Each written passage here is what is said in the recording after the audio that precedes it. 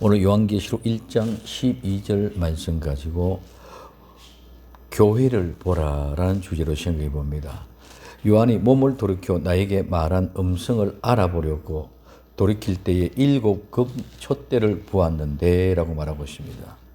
요한은 주의 날에 성령님의 감동으로 우리가 막연하게 생각하는 그런 성령의 감동, 즉 무언가를 느끼며 마음에 움직이는 그런 것이 아니라 성령님이 존재하게 되고 그 성령님이 존재함으로 말미암아 생겨나는, 일어나는 그런 모습으로 내가 만들어지는, 행해지는 모습입니다. 그래서 동사는 이 말은 태어나다, 자라다, 맺다, 즉 열매를 대해서 일어나다, 생기다, 뭐뭐시다, 이런 여러 가지 사건들이 만들어지다, 행해지다, 어떤 것이 되다, 오다 등으로 사용되었다고 말씀을 드렸습니다. 주의 날, 우리는 주의 날은 안식일이냐, 매주일 되는 주의 날이냐, 그런 날이 아니라 특별한 한 날, 단서로 요한이 본 그 날을 말한다고 말씀했습니다. 한 날이라고 그랬습니다. 그래서 주의 날과 성령의 감동으로 오늘 요한계시록 1장 10절에 11절에 주의 날에 내가 성령에 감동하여 뇌 뒤에서 나는 나팔 소리 같은 큰 음성을 들으니 가로되 너 보는 것을 책에 써서 에베소, 스무나, 버가모, 두아디라, 사데, 빌라델비아, 라오디게아 7교회에 보내라 하시기로 말하고 있습니다. 뒤에서 나는 나팔 소리 같은 큰 음성을 들었습니다. 그 음성을 내가 보는 것을, 내가 본 것을 책에 써서, 즉 두루마리에 써서 7교회에 보내라 하는 음성을 들었습니다. 첫째, 나에게 말한 음성을 알아보려고 하여, 즉 나에게 나더러, 이 나에게 나더러 말은 뭐뭐와 함께 뭐뭐 후에 배후에, 이 말은 나에게, 즉 나의 후에, 나의 뒤에서, 나의 배후에, 즉 나와 함께라는 말입니다. 나와 함께하는 말씀, 즉 나에게 주어진 말씀입니다. 하나님의 말씀은 똑같은 말씀, 로고스로 예수님이십니다. 그러나 우리 각자 한 사람 한 사람 각각 개개인에게 모두 주어진 달란트에 따라서 주어진 사명이 있습니다. 이 사명은 말씀을 달란트로, 즉 하나님의 뜻을 이루려 하는 섭리입니다. 섭리로 나를 사용하시기 위하여 나에게 주신 말씀이 있습니다.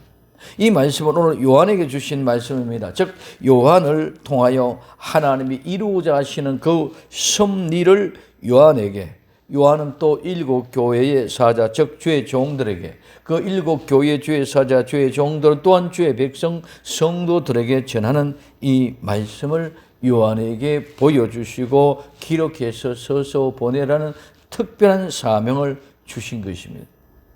두 번째, 말한 음성. 이 말한 음성은 말하다, 얘기하다. 음성은 소리, 음성입니다. 이 말은, 소리는 빛나다, 삐치다, 분명하게 하다에서 유래되어 목소리, 음성을 말합니다. 주어진 그 말씀은 분명하고 확실합니다. 어두컴컴한 불분명한 시야가 아니고, 분명하지 않는 어둔한 말이 아니고, 빛이 분명하고 확실하게 보여 알게 하듯이 분명하고 확실한 음성이 또렷하고 확실하게 들리는 것입니다. 대충 아니면 말고가 아니라 생명을 맡길 수 있는 확실한 음성입니다. 그래서 그 확실한 음성을 알아보려고, 세 번째, 알아보려고 하여, 이 알아보려고 한다는 말은 보다는 말입니다. 이 보다는 말은 눈의 기능, 눈으로 보는 것이죠.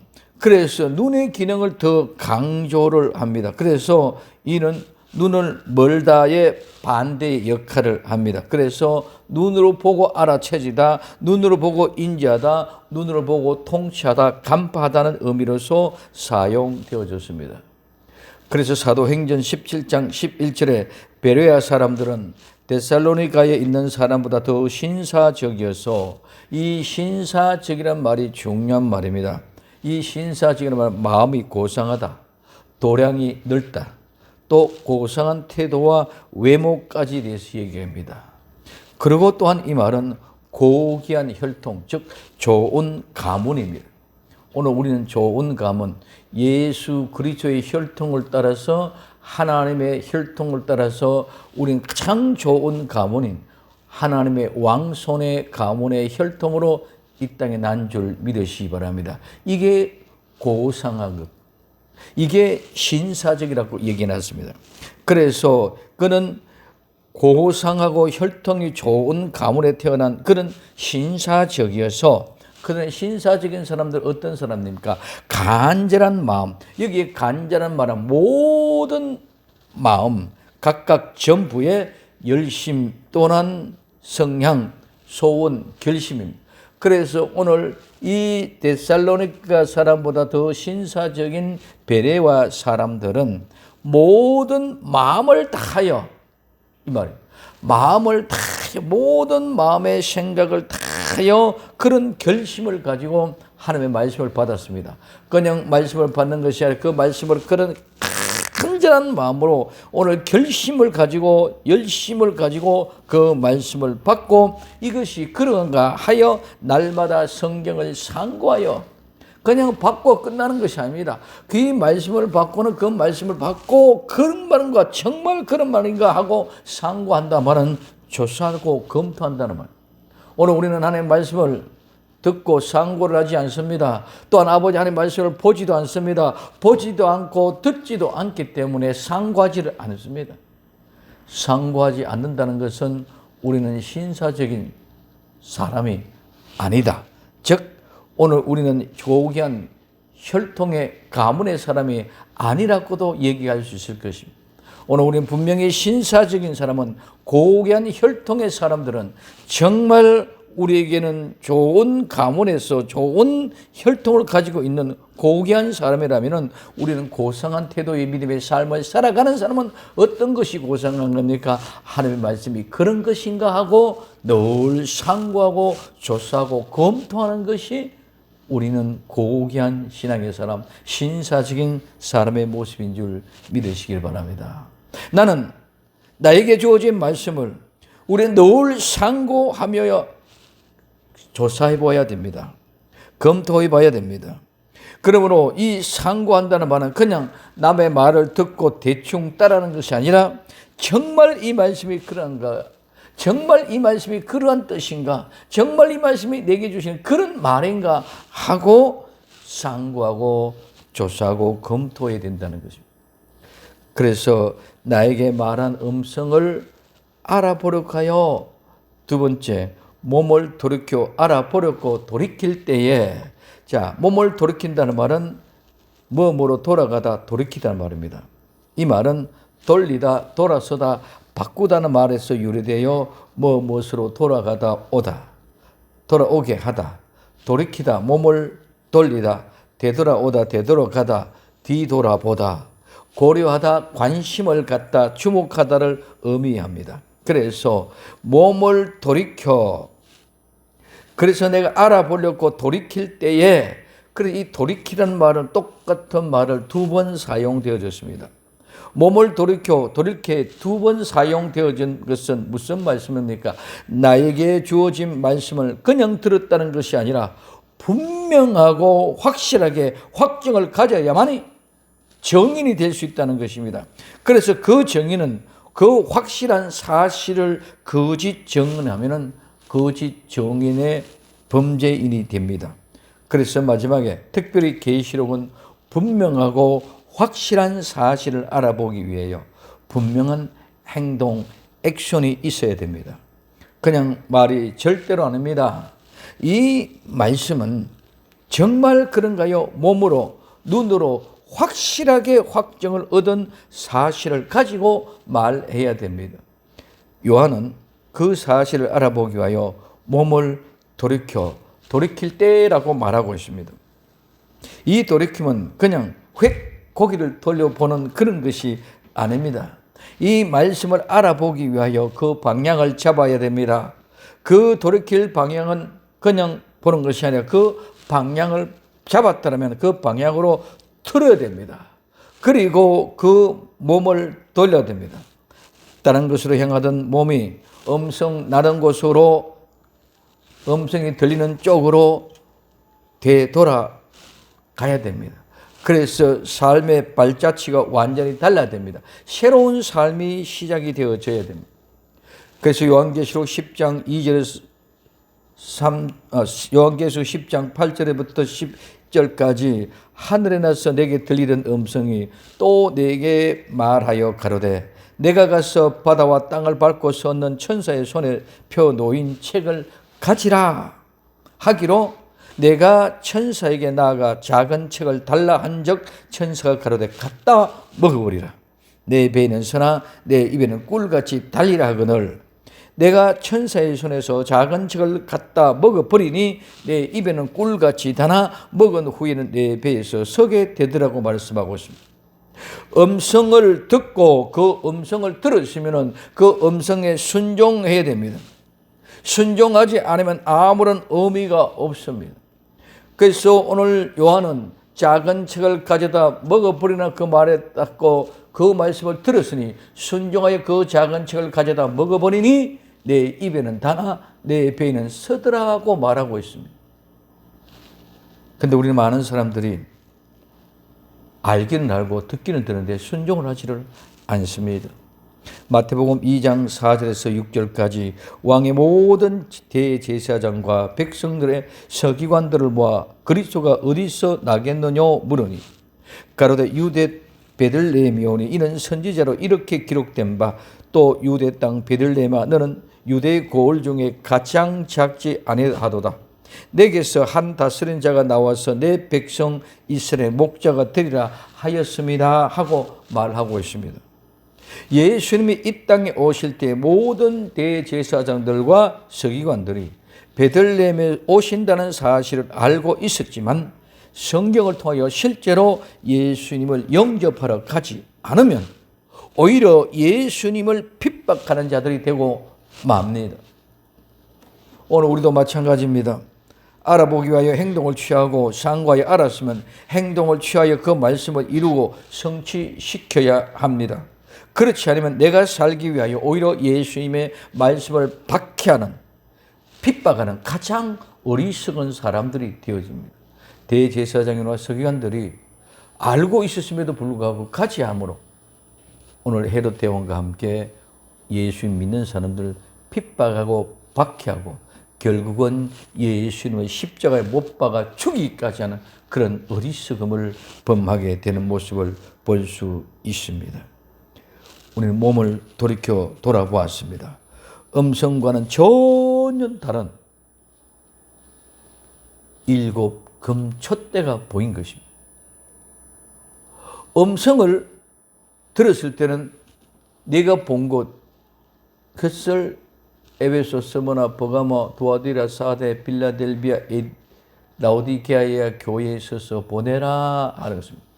그건 뭐 아무것도 몰랐는데 그냥 보낸 걸 아는데 들어보니까 무엇이 보였습니까? 일곱 금촛대가 보였습니다.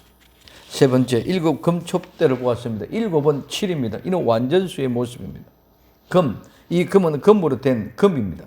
이 말은 금에서 유래되어 즉 금으로 된, 금으로 만든, 또 금으로 입힌 도금한 것을 의미해 주고 있습니다.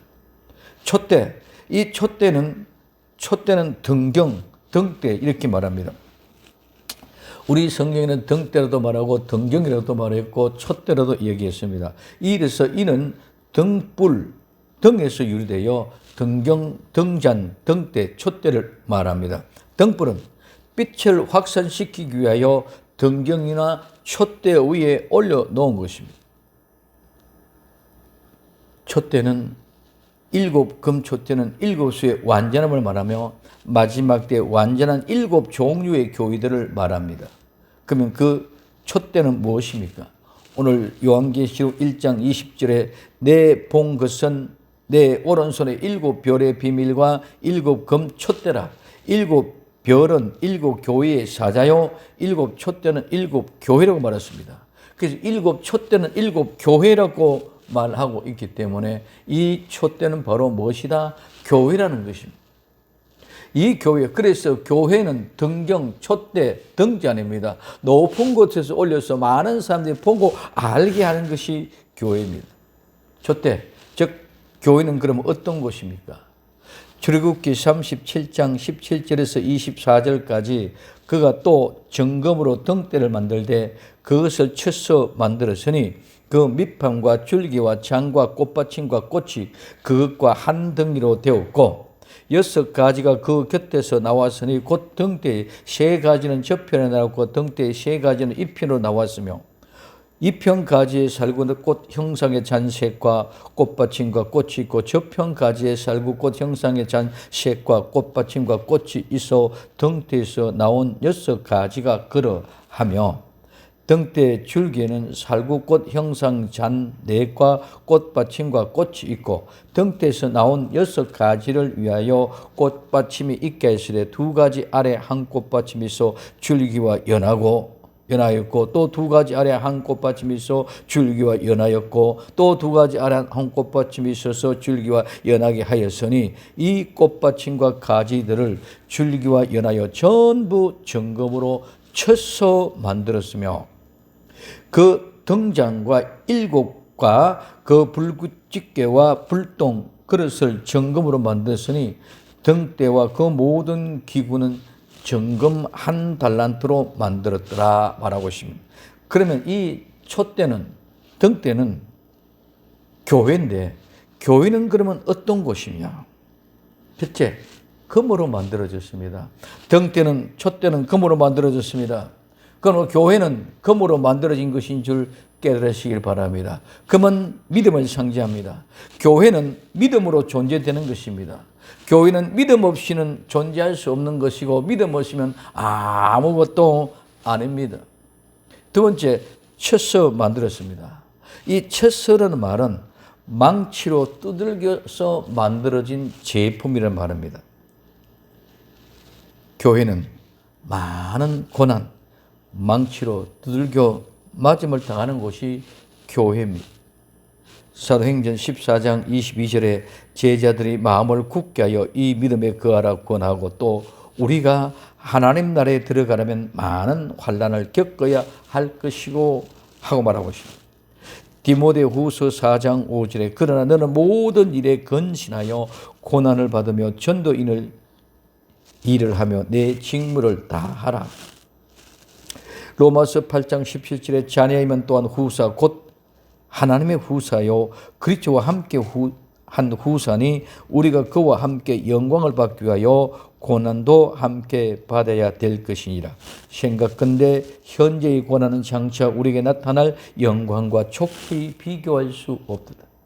우리는 교회는 수많은 고난과 환난을 통해서 망치로 두들겨 맞는 엄청난 아픔과 시련의 고난을 받고 나가지만 그러나 그런 모든 고난은 아무것도 아닌 것이 우리가 장차 나타날 그날에는 현재의 고난은 아무것도 아닌 줄 믿으시기를 바랍니다. 오늘 현재 우리가 당하는 그 고난, 정말 망치로 두들겨 맞는 그런 고난은 짭짤하게 만들어지기 위한 고난일 뿐입니다.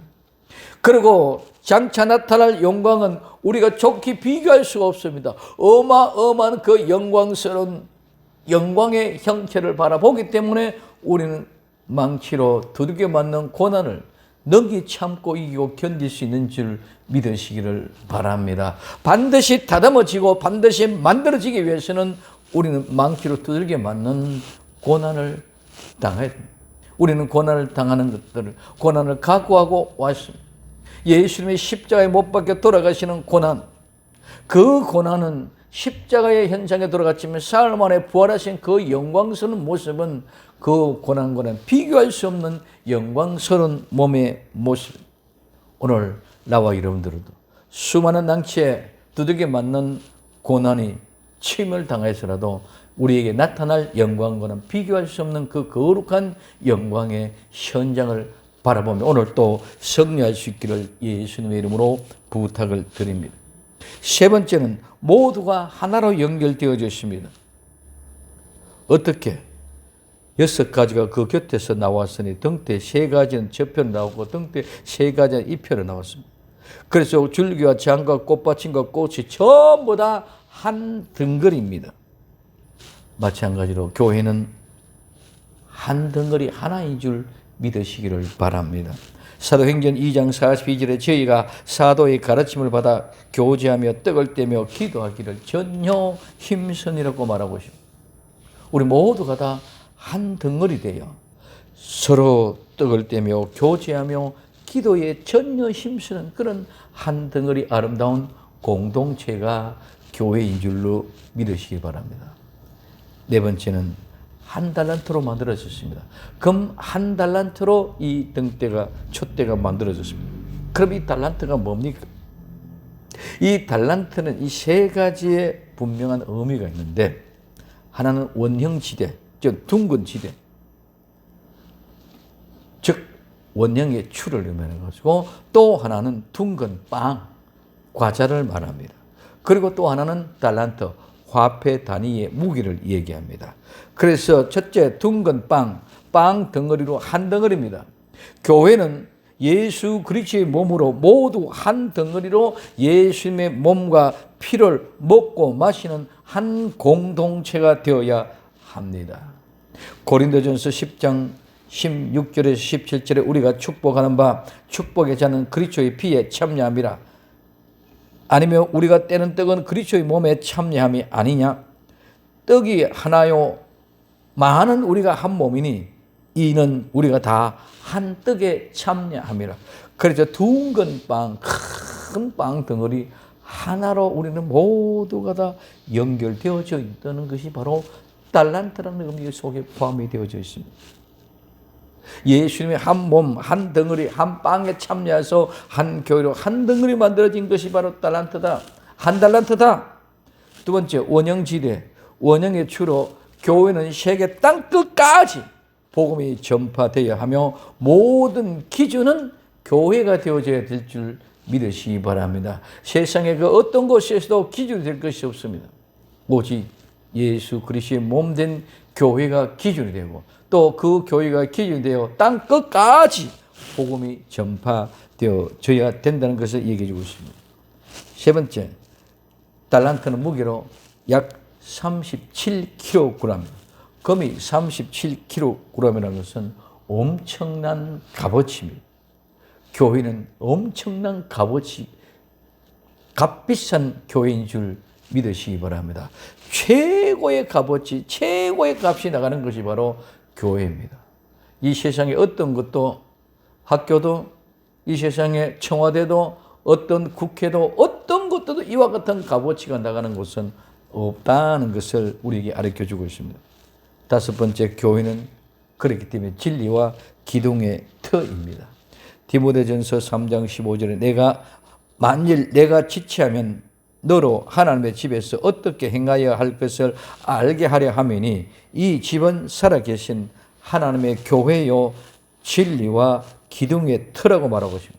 하나님의 교회는 진리와 기둥의 터가 됩니다. 그래서 이 교회를 우리가 바로 알게 될 때에 믿음이 온전히 될 줄로 믿습니다.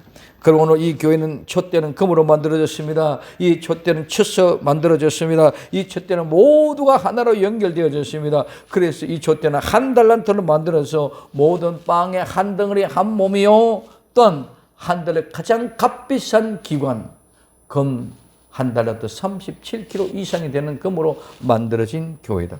그래서 땅 끝까지 이 복음이 전파되어 가장 기준에 추가되는 것이 교회이고, 그렇기 때문에 이 교회가 바로 진리와 기둥의 터가 된다고 말하죠.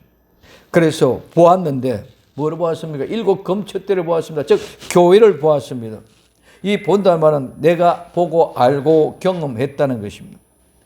그러므로 오늘 우리는 이걸 보고 경험했다는 것은 내가 지각하고 느끼고 깨달았다, 내가 감지했다. 그래서 이제는 주목하고 관찰하고 이제는 경험해서 내가 찾아보았다는 말입니다. 그래서 이제는 내가 존중한다, 내가 귀를 기울인다는 것을 말하고 있습니다. 성도는 마지막 때 정말 종말에는 참된 교회를 봐야 됩니다.